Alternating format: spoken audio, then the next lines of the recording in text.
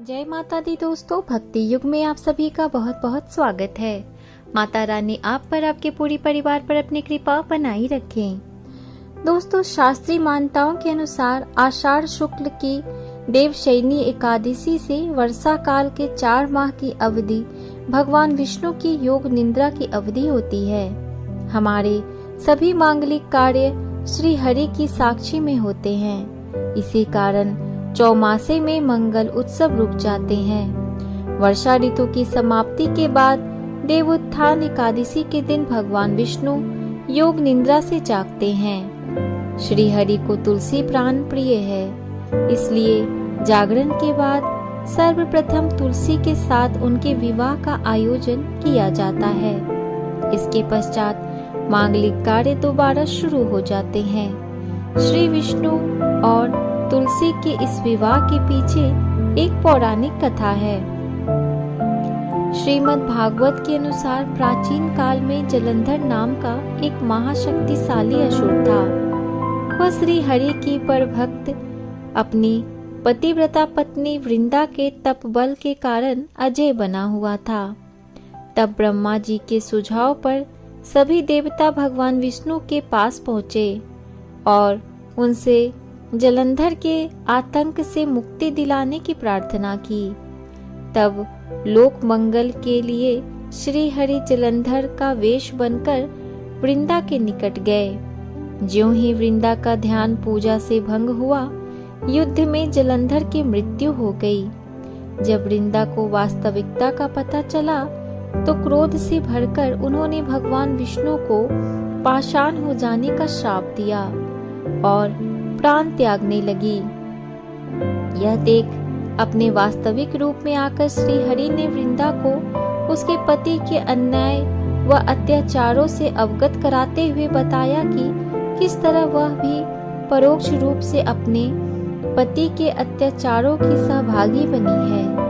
पूरी बात सुनकर वृंदा को अपनी भूल का एहसास हुआ और उसने श्री हरि से क्षमा मांगते हुए कहा कि अब वह क्षण भर भी जीना नहीं चाहती। इस पर श्री हरि ने उसे अपनी अनन्य भक्ति का वरदान देते हुए कहा, हे वृंदा, तुम मुझे प्राण प्रिय हो, इसलिए तुम्हारा शाप भी मुझे शिरोधार्य है।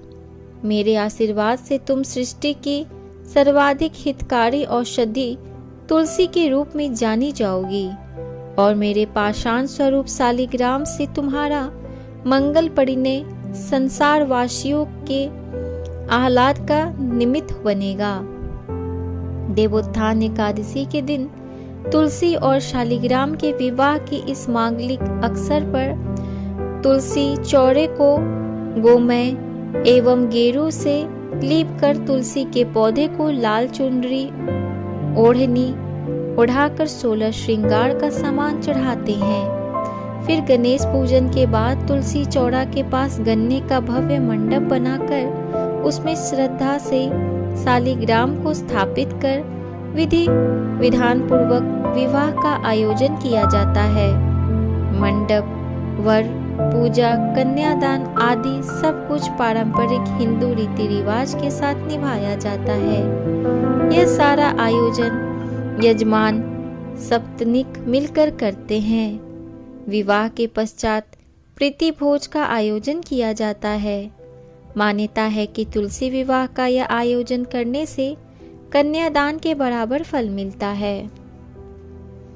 तो चलिए जानते हैं कि इस बार तुलसी विवाह किस दिन मनाया जाएगा। इस साल तुलसी विवाह 5 नवंबर 2022 को मनाया जाएगा। तो चलिए जानते हैं कि तुलसी विवाह की तिथि और शुभ मुहूर्त क्या है। कार्तिक द्वादशी तिथि का आरंभ 5 नवंबर को शाम 6:08 से हो जाएगा। उस दिन शनिवार होगा और कार्तिक द्वादशी तिथि की समाप्ति 6 नवंबर 2022 शाम 5:06 पर हो जाएगा। उस दिन रविवार होगा। तो चलिए जानते हैं कि तुलसी विवाह का पूजन का विधि क्या है। इस दिन महिलाएं सुबह उठकर स्नान करके नए वस्त्र पहने।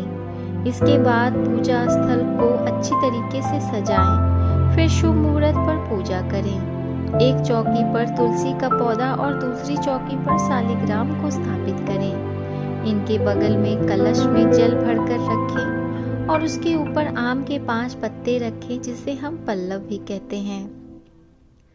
तुलसी के गमले में गेरू लगाएं। तुलसी और शालिग्राम को गंगा जल से स्नान कराएं। इसके बाद रोली चंदन का टीका लगाएं।